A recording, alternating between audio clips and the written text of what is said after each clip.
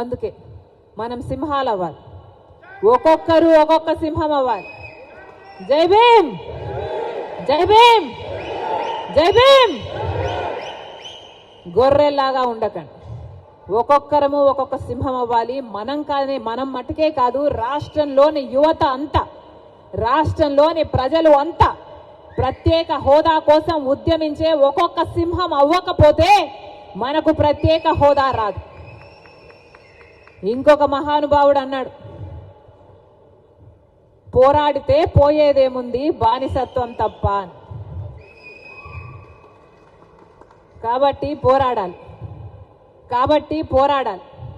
పోరాడకపోతే ఏది మనకు తట్టలో పెట్టి ఇవ్వరు. మనం పోరాడి సాధించుకోవాలి, అవసరమైతే లాక్కోవాలి. అలా తయారైంది లోకం తీరు. 10 ఏళ్ళు గమ్మనున్నామే, 10 ఏళ్ళు ఊసే లేకుండా ఉన్నామే. ప్రత్యేక హోదా ఇచ్చారా ఎవరైనా? పట్టించుకున్నారా ఎవరైనా?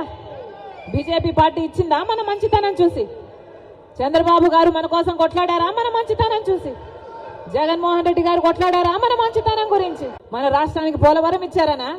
మన రాష్ట్రానికి ప్రత్యేక హోదా ఇచ్చారనా? మన రాష్ట్రానికి రాజధానికి డబ్బులు ఇచ్చారనా? దేనికి గౌరవం? ఎందుకు గౌరవించాలి ఇలాంటి మోడీ కేడీలని? కేడీ కాదా మోడీ? మోసం చేయలేదా ప్రజలని? మోసం చేస్తే ఏమవుతారు? మోసగాళ్ళు గారా? డిఫాల్టర్ను కదా కేడీ అనేది. డిఫాల్టర్ కాదా మోడీ?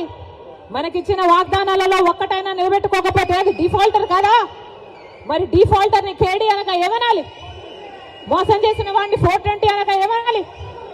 మోడీ 420 అయితే, మోడీ కేడీ అయితే చంద్రబాబు గారు కూడా కేడీఏ, జగన్మోహన్ రెడ్డి గారు కూడా కేడీఏ, జగన్మోహన్ రెడ్డి గారు కూడా 420, చంద్రబాబు గారు కూడా 420.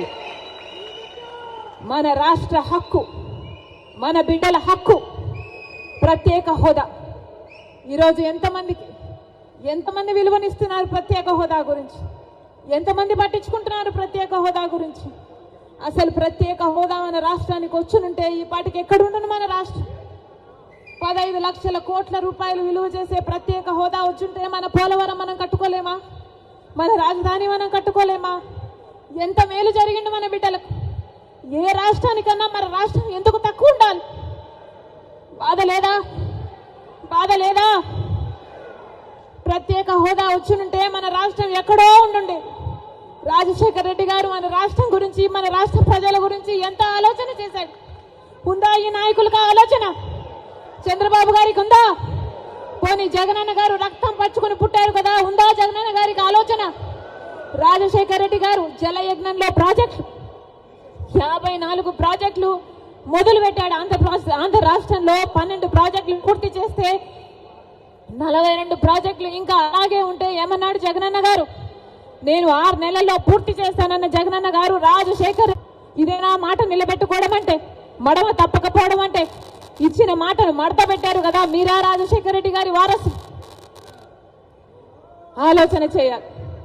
రాష్ట్ర ప్రజలందరూ కూడా ఆలోచన చేయాలి. ఈరోజు వ్యక్తిగత కారణాల కోసం రాజశేఖర రెడ్డి బిడ్డ ఆంధ్ర రాష్ట్ర రాజకీయాలలో అడుగు పెట్టలేదు. వ్యక్తిగత రాజకీయాల కోసమే అయితే, వ్యక్తిగత కారణాల కోసమైతే రాజశేఖర రెడ్డి బిడ్డ 2019లోనే ఆంధ్ర రాష్ట్రంలో అడుగు పెట్టాల్సి ఉంది. కానీ ఈరోజు ఆంధ్ర రాష్ట్రంలో రాజశేఖర రెడ్డి బిడ్డ అడుగు పెట్టింది అంటే ఎందుకు పెట్టింది? ఎందుకంటే ప్రత్యేక హోదా కోసం కనీసం పోరాడే వాళ్ళు కూడా లేకపోయారే అని.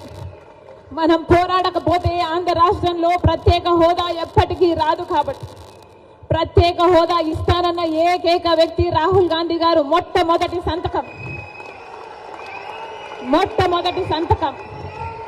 రాహుల్ గాంధీ గారు ప్రత్యేక హోదా మీద పెడతానన్నారు. కాబట్టి ఆ మాట పట్టుకొని రాజశేఖర రెడ్డి బిడ్డ ఈరోజు ఆంధ్ర రాష్ట్రంలో అడుగు పెట్టింది.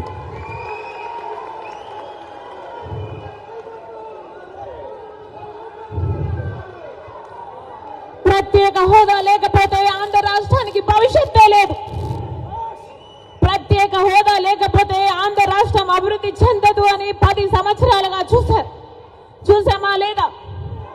మరి ప్రత్యేక హోదా మనకు లేకపోతే ఆంధ్ర రాష్ట్రం